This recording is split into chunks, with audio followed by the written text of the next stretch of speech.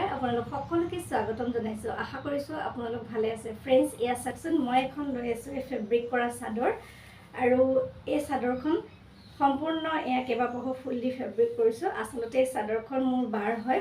Evening টাইমত এনেই এনেকুৱা গৰমত এনেকুৱা চাদৰ লৈ আৰাম পায়, সেইকাৰণে বগা যিহেতু ক'লে ফুল কেইটামান কৰি দিবাচোন ফেব্ৰিকৰ, আৰু ইয়াত বাৰ কাৰণে কৰিছোঁ। আৰু কি ধৰণে কৰিছোঁ তাৰে এটি সৰু ভিডিঅ' লৈ আহিছোঁ। আহকচোন ফ্ৰেণ্ডছ, ভিডিঅ'টোৰ মাজলৈ যাওঁ। ফ্ৰেণ্ডছ, এয়া চাদৰখনত ফুলকেইপাহ আঁকি ল'লোঁ। প্ৰথমতে এডাল ব্ৰাছ লৈছোঁ আৰু এয়া চাওকচোন, ইয়াতে হোৱাইট কালাৰটো ধুনীয়াকৈ সানি লৈছোঁ। একেবাৰে সহজ পদ্ধতিৰে কৰিছোঁ। আপোনালোকে ভিডিঅ'টো স্ক্ৰিপ্ট নকৰাকৈ চাই থাকিলে ধুনীয়াকৈ গম পাব মই কি ৰং ইয়াত ব্যৱহাৰ কৰিলোঁ আৰু কেনেকৈ কৰিলোঁ। তেনেহ'লে ফ্ৰেণ্ডছ, বৰ বেছিকৈ নাথাকোঁ, আপোনালোকে ভিডিঅ'টো চাওকচোন। আৰু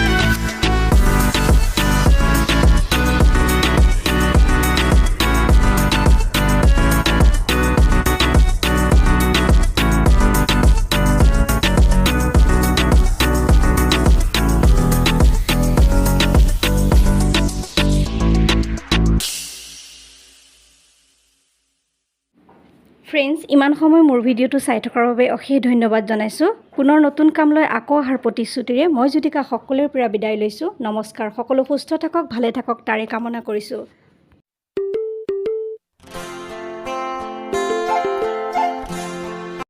ইচ্ছা কৰিলে নীলা ৰঙৰ মেখেলা এখনত এই ধৰণৰ ফুল দি পেলাই ছেট এটা কৰি ল'বও পাৰে।